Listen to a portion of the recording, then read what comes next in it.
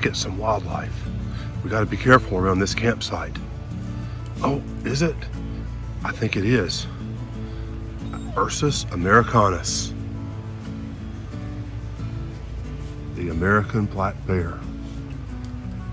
They're all around the Appalachian Mountains, and you've got to really, really be careful to keep them at bay and to keep them from getting your food at night. Because when bears start to associate humans with food, then that leads to bigger bear and human interactions, which can be dangerous for the bear and for the humans. Okay, let it. Good girl. Yeah, as you saw earlier, we were out in the woods and we spotted some wildlife. It's really important that we respect wildlife. If you saw my Leave No Trace video, you remember that's principle number 6. And the American black bear is one of the things that can get you into the most trouble when you're in the backcountry in the Appalachian areas, because the black bears are all the way along the Appalachian mountain range. So it's important that we not have the bears associate people with food. And to that end, we always hang our food bags at night. Anything that has an odor, whether it's food, deodorant, toothpaste, anything that you have in your backpack or camping gear that has a scent, has to be hung safely so that the black bears don't get into it, because they'll be attracted by the smells. So I want to show you a couple of options. This is a food bag that I just put some extra camping food in here. It's got a Velcro top, and you know, I've got my granola and some nuts and some spam and that sort of thing in here.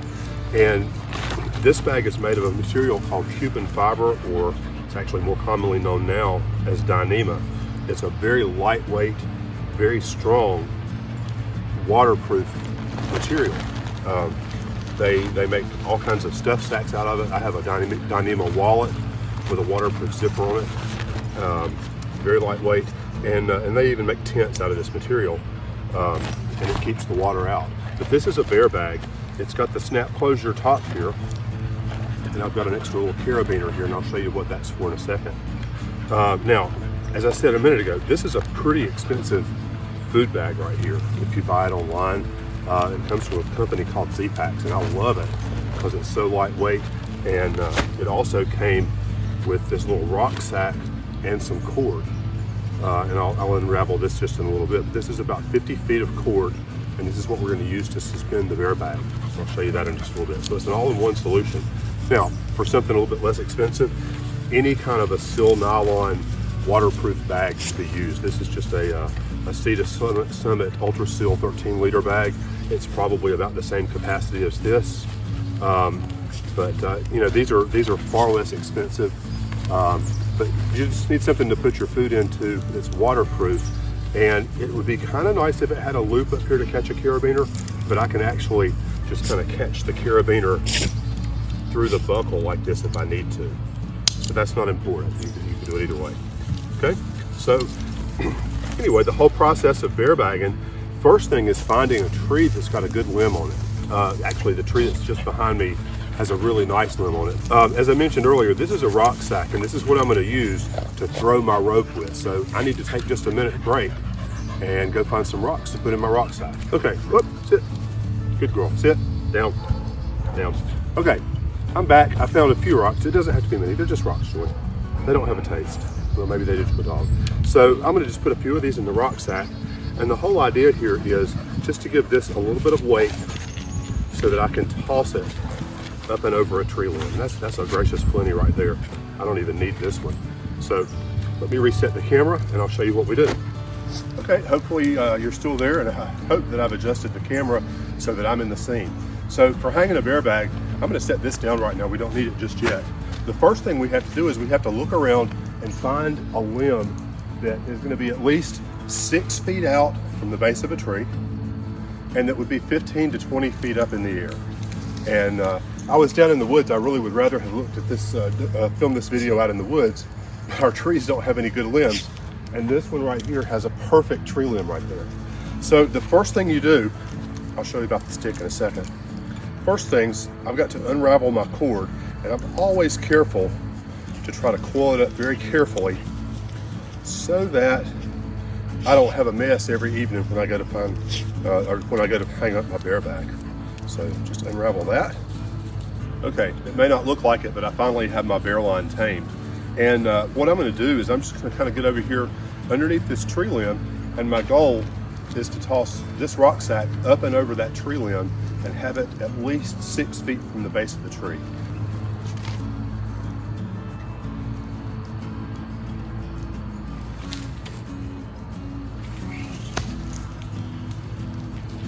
Alright, I'm actually up and over 2 tree limbs.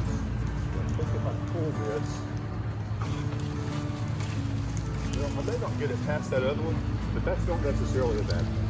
So we're going to just call this good. So next thing, so that I don't lose this end of my line, I'm going to put that into the carabiner right here. That way I don't have to re-throw my line. Let me get my bear back.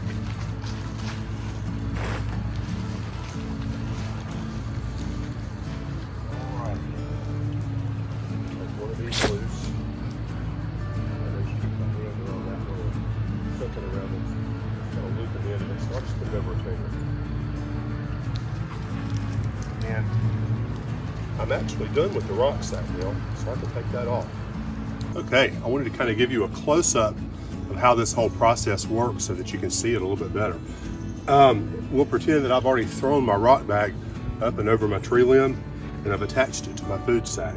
So what I'm going to do is I want to clip this cord, the one that I'm going to be pulling, back into the carabiner, and I need to tighten that up. Nice. Well, we'll give it a little help. Okay, so this is where I need a stick. Okay, and this stick right here, I'm just going to reach up as high as I can and tie a clove hitch around it. On a clove hitch, I usually put the stick here and wrap around one time. That way when I put my thumb on that, it's not going to slip through my fingers. And here's the simplest way to tie a clove hitch around that stick. Take your hand with your thumb facing down. Hopefully you can see this. I kind of shifted around to get out of the way of it. Grab the rope, pick it up, and just slip it over the end. And you're going to do that twice. Thumb down, palm forward, grab the rope, flip it around so that your rope is like that, and just tuck it over the end just like that. And then you can let that first little half flip off, and right there's your clove hitch. And what happens now is when I lower the bag, that stick gets caught in the carabiner. So then when I let go of this rope, the bear bag's going to come down a little ways until that stick catches at that carabiner right there, and that won't let the food bag come all the way down. This rope right here, the bear can play with this all day long. So we want to play with the rope. My American black bear dog, I don't know what kind of dog she is, but she's playing the part of Ursus Americanus today. Thank you, Joy. I'm done with that and I can walk away from it. Okay? So the next morning when I'm ready to come get my food and retrieve the bear bag, all we have to do is grab this rope, pull down on it, and the bear will never figure this out. We just have to pull down on it, take this stick off, give us undo the closure right there. There's my food bag right back to me. Okay? Flip.